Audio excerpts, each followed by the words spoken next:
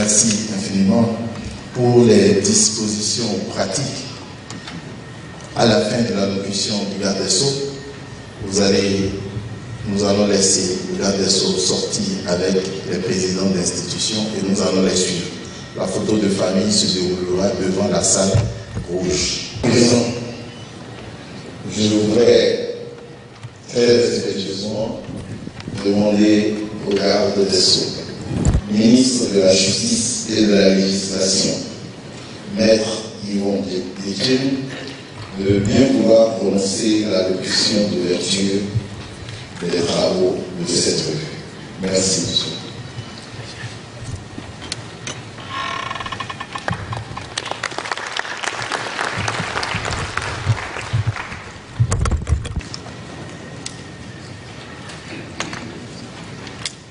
Monsieur le Président de la Cour constitutionnelle, Monsieur le Président de la Cour suprême,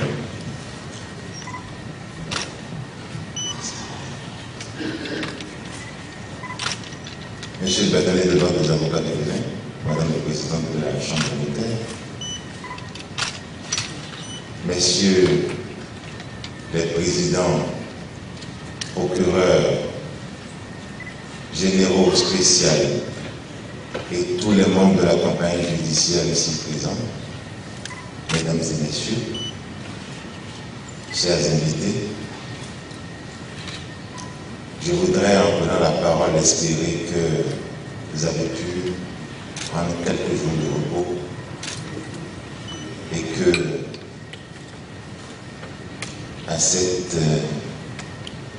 début d'octobre, vous êtes plein de forces suffisantes pour que nous repartions à la tâche avec beaucoup d'allant et beaucoup de détermination. En tous les cas, c'est le souhait, c'est l'exigence. Mesdames et messieurs, il m'a été suggéré de dire que la justice est la première dette de la souveraineté. C'est une formule de Portalis. Elle voudrait laisser entendre que l'institution judiciaire est un service essentiel à la construction de l'état de droit et à la protection des droits humains. Elle pourrait, à mon humble avis, également laisser entendre l'idée d'une redevabilité ou d'une subordination qui exigerait une qualité substantielle de pouvoir.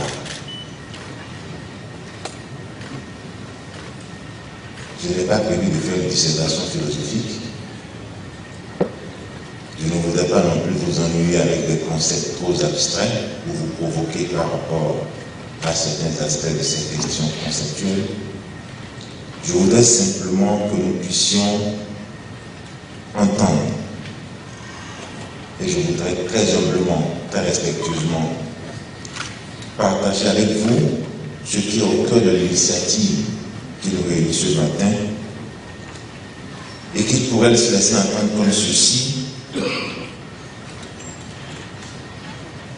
dire à nos compatriotes, ou si vous préférez, utiliser un langage judiciaire qui peut paraître très indifférent parfois,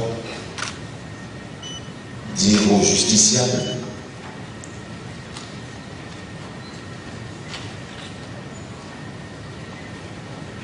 que son attente légitime de justice, que l'offre de service public de la justice doit être satisfaisante et répondre aux aspirations contemporaines. Conscient de cette initiative, de cette attente, et en lien avec le programme d'action du gouvernement dans ce secteur, le ministère de la Justice a organisé il y a une année déjà un colloque sur la modernisation de la justice. Les travaux de ce colloque ont permis de poser un diagnostic du fonctionnement du secteur dans son ensemble et de prendre des orientations afin de répondre aux attentes et d'assumer pleinement le service public. Le rythme rapide des évolutions sociétales, les exigences de transparence et de performance impose aujourd'hui une évaluation des actions entreprises et le partage des progrès réalisés. C'est tout le sens de la revue qui est proposée ce jour. Il est souhaité qu'elle soit pérenne, qu'elle soit annuelle. Et cette revue annuelle viserait à dresser un bilan d'activité, présenter les avancées et les évolutions législatives et réglementaires, voire jurisprudentielles, identifier les dysfonctionnements persistants et ajuster les perspectives à court, moyen et long terme afin de renforcer la confiance. Oui, je dis bien, de renforcer la confiance des acteurs d'une part et de susciter l'adhésion de tous nos concitoyens au service de la justice. La rencontre de ce jour, c'est une rencontre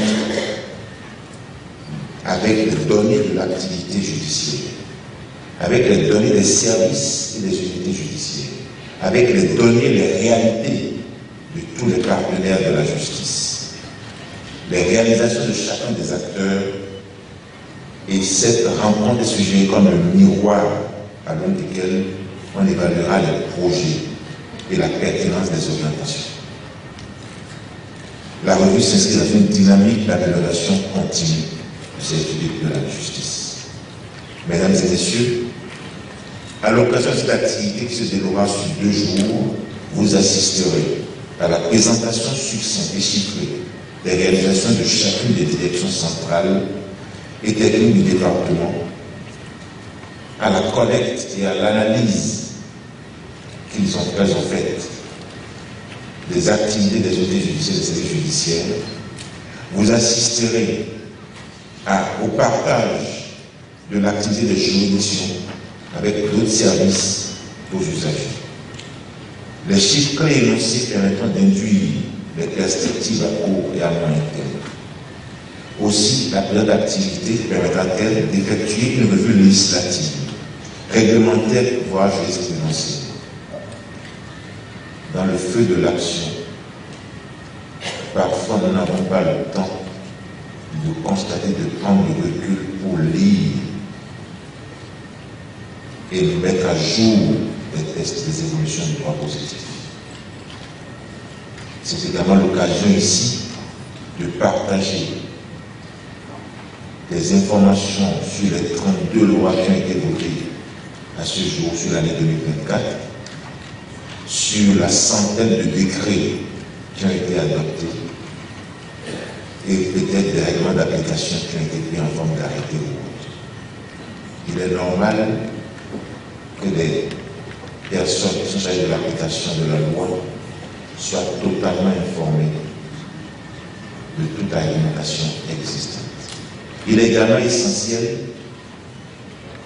qu'acteurs de la justice à différents niveaux, à différents degrés de juridiction, nous soyons pleinement informés des décisions qui ont été rendues par les juridictions supérieures et qui ont un impact particulier sur l'interprétation de la loi, sur la qualification que nous pouvons apporter aux faits qui nous sont présentés ordinairement par les justiciables.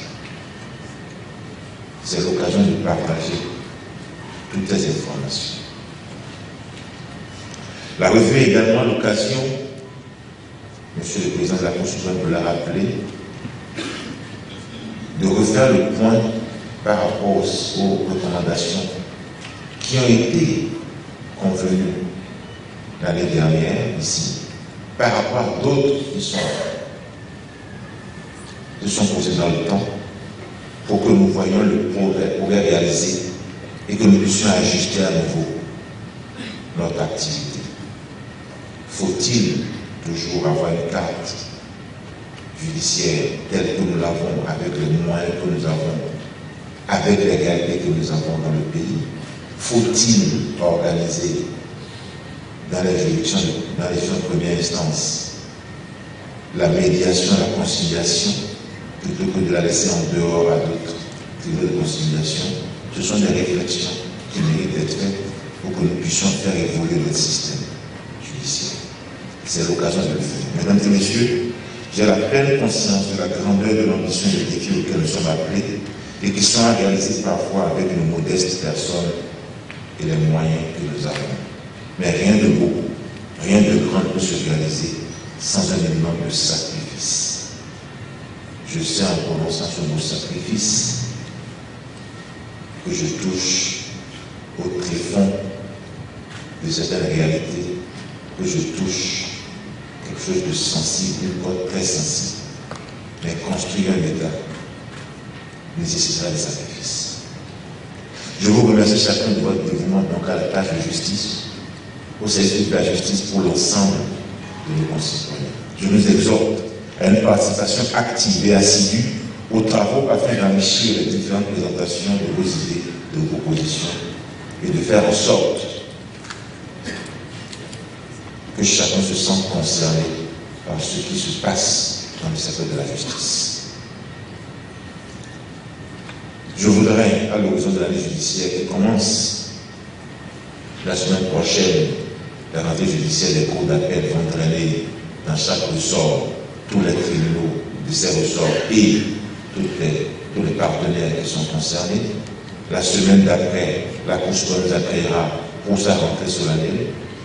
Il y aura encore à cette occasion des partages d'informations, de chiffres clés de fonctionnement, de chiffres clés d'activité. Il y aura la mise en rang du personnel de la compagnie judiciaire. Et donc je voudrais, avant que toutes ces activités ne commencent, et aujourd'hui, vous dire bonne rentrée judiciaire, souhaiter à chacun d'entre vous beaucoup d'efforts et de détermination pour cette rentrée qui va commencer. Et j'espère que les présentations qui seront ici données vous montreront qu'il y a du chemin parcouru, même s'il y a du chemin à parcourir, et que votre contribution est essentielle pour continuer la tâche. C'est sur ces mots que je déclare ouvert ce jeudi 3 octobre 2024 les travaux de la revue annuelle de la justice, édition 2024. Je vous remercie. Merci.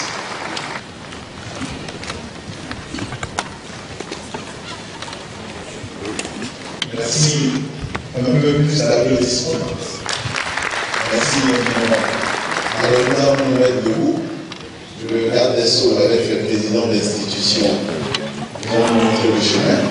Mais nous allons les suivre pour faire la photo de famille devant la salle rouge, que les hôtesses conduisent les autorités et nous les suivrons.